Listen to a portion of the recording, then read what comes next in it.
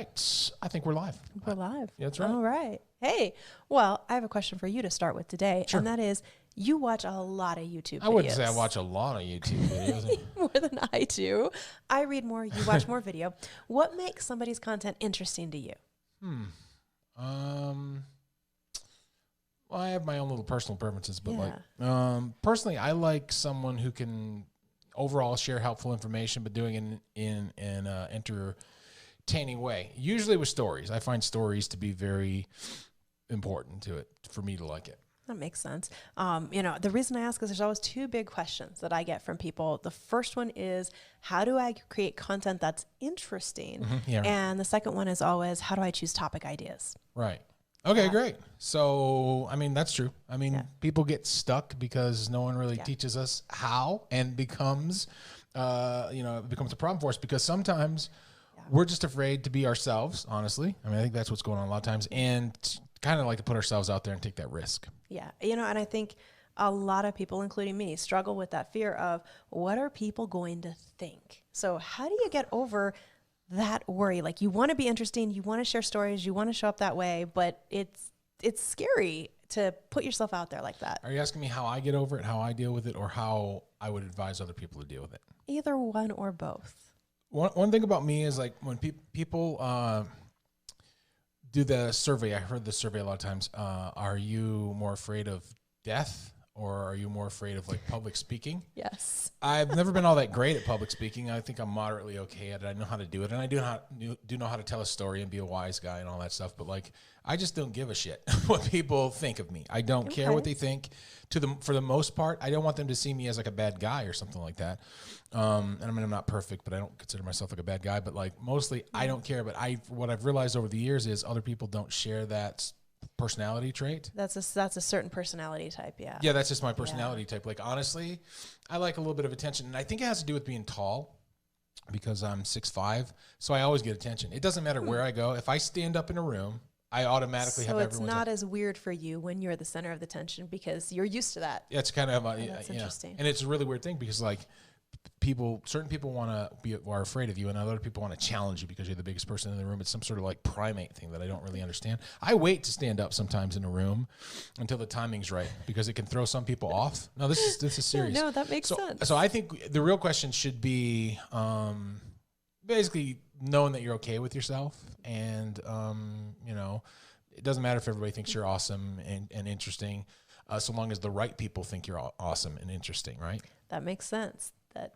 absolutely makes sense. I don't think I've ever had that effect on people where when I stood up, they were scared. No, they just went, wow, she's not, because your face really makes you look tall. When you stood up the first time. Yeah. You don't look I never feel tall, at all. so Yeah. I don't know. That's interesting. Anyway. So here we are back for another episode after all that banter. Okay. And what we want to talk to you about is... Well, I have a great idea. Yeah, good. How about shoes? What, we're going to talk about shoes? We're going to talk about Oh, shoes. this is terrifying to me. Why is this terrifying? Look how tiny even your shoes cute. are. Look, this is my hand compared to Michelle's making fun of my shoes right now. shoes. This is my hand compared to your shoes. It's so funny. Well, I did clean them off before I set them on the very white table. Okay, go ahead. What are we going to do? I have no idea what we're going to do. I have an idea. Okay, what is it? I think we should talk about shoes. Okay. And so Okay, that's not what's in the notes for today's episode. I don't really understand what's going on. I've gone rogue. You've gone rogue? I've gone rogue. I'm from Alaska, so I think politics have shown us that Alaskans are in danger of going rogue, right? Yeah, that's 100% right. So, but no political jokes. So let's not do political jokes. Okay. What have I gotten All right. myself into today? That's the real question here. It's thumbnail time. So It's thumbnail time. Okay, I hold these. those, Okay. yes. Okay. And I'm going to hold these. Okay, what are we going And to we're do? going to demonstrate the shoes in the thumbnail because why would there be shoes in the I don't thumbnail? know. Right, okay. I'm going along with what you Perfect. said. Thank you. I'm going to put these tiny shoes down. Hopefully Barbie doesn't come along and steal them. Hey! Okay, I have small feet. That's true. I can't Yeah, argue the with parts that need to be big are big, and I like that. The rest, the tiny feet's that. You perfectly mean my fine. brain, I hope. Your brain's My brain. very All right. large. You have So, a very large. thank you for supple holding my brain. shoes, for smiling and looking at the camera. Okay. Be serious. Okay. I know our topic today is not shoes? Well, it is shoes. It is shoes. You're gonna have to explain that to me. Why did my notes say content ideas? And I've got a couple ideas for people. Why did it say content ideas? I test to see if you actually read the notes for the episode. No. Okay. So it's not actually shoes.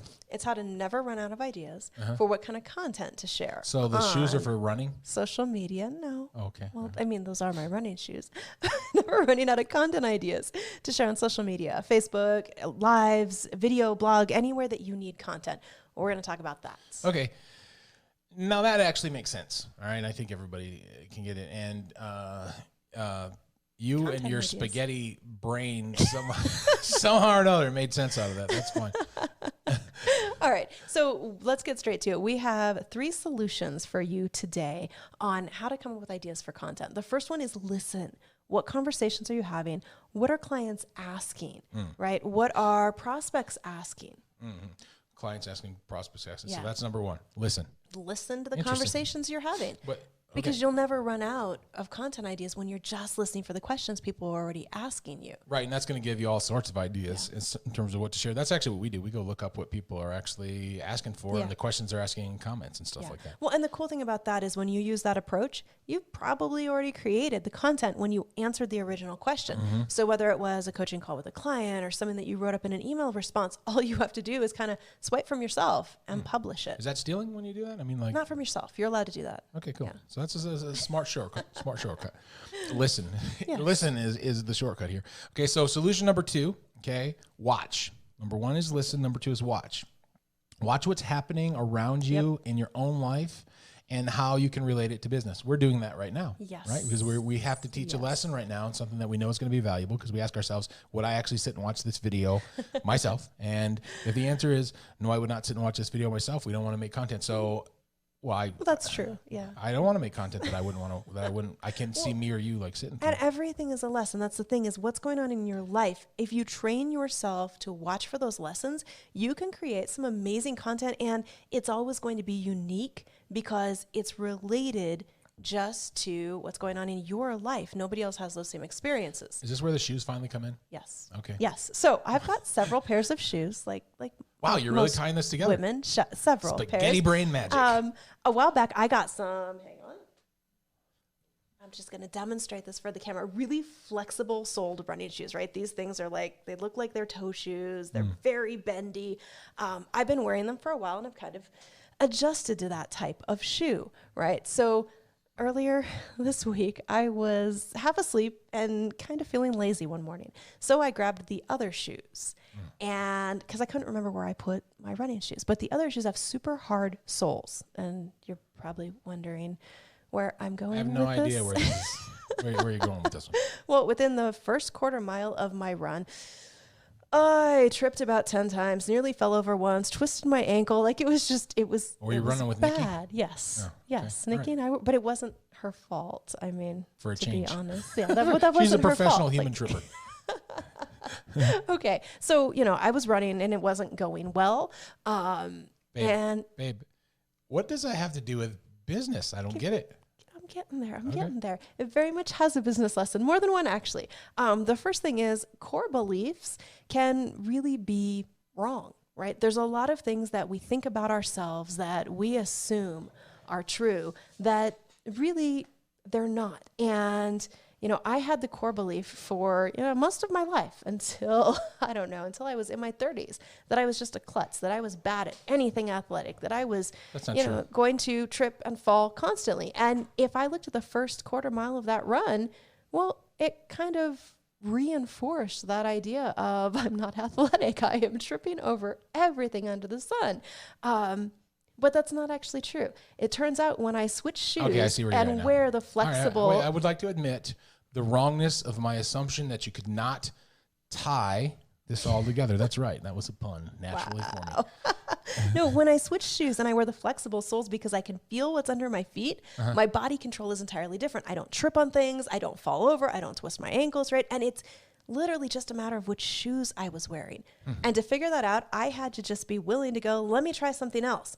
And so that's the first thing is core beliefs could be wrong. I could use those shoes to illustrate that lesson. The second lesson I could illustrate with that is your gear matters. In running, it's shoes, right? Shoes matter. In business, it's your tools, your coach, your support system. Those things matter. Sometimes what we see as a problem in us or a problem with not getting our result isn't really us. It's the gear we're using. It's the shoes. So if you feel like you're failing right now, you're tripping over yourself or constantly crashing to the ground, it might be because you need a different pair of shoes, a different type of support, a different tool, a different something there, right? So you really did tie that together. Yes, I did. Thank you. I tied that together. And you know, if you're tripping over your shoelaces, maybe you need the Velcro shoes. Like there's so many different directions we could go with. And that's just an example of taking something that happened in everyday life and turning it into a story that illustrates a point, right? You could take that same story a whole bunch of different directions.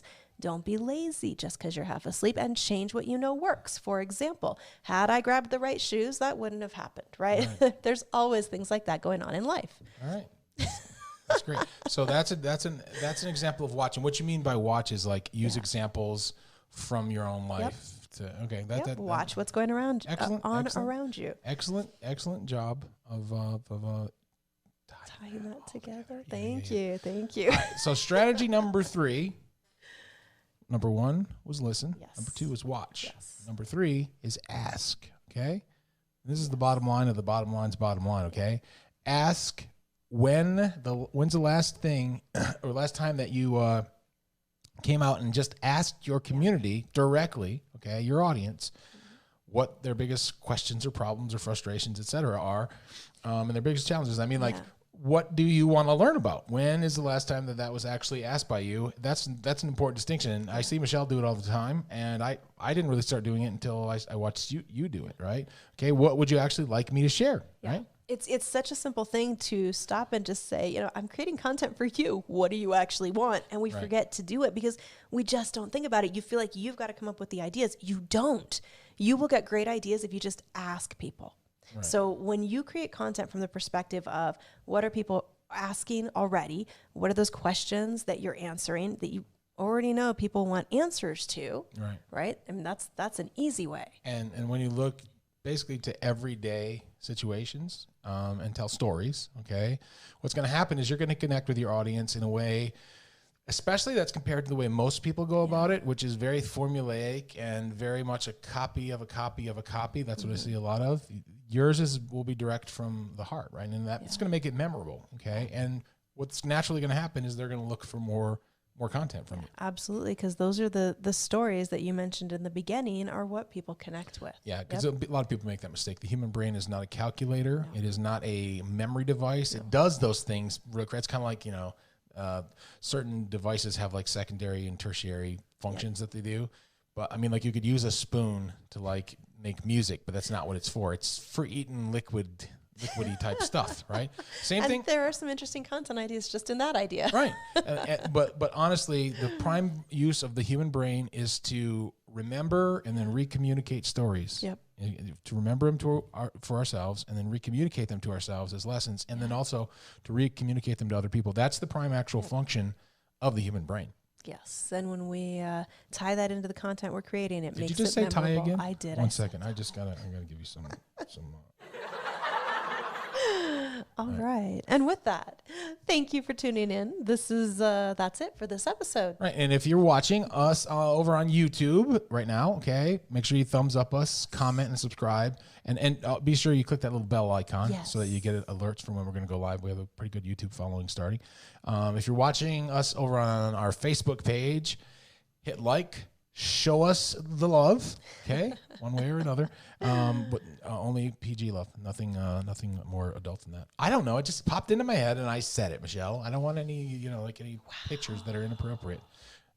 Oh, right, yes. If you are watching on Facebook, click like, leave us a comment, and share this video with your friends and anybody who may need ideas on how to come up with some content. What if they're on a podcast? What are they supposed to do there? Oh, they should rate, review, and subscribe. Rate, review, subscribe. And we will be back for another episode again soon.